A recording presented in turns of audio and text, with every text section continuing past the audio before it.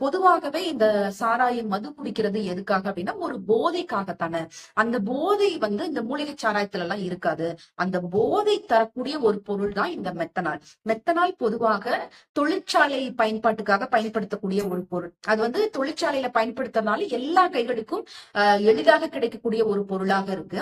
1 litre மெத்தனால்ல 100 litre தண்ணிய கலந்து பயன்படுத்துற அளவுக்கான ஒரு வீரியம் வாய்ந்த பொருள் இந்த மெத்தனால்.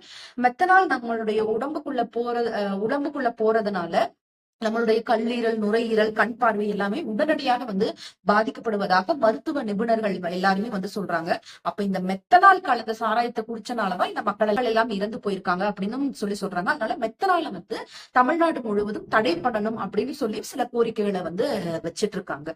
எது எப்படியாக இருந்தாலுமே இது அரசினுடைய நிர்வாக குறைபாடுதான் காரணம் அப்படிங்கிறதுல எந்த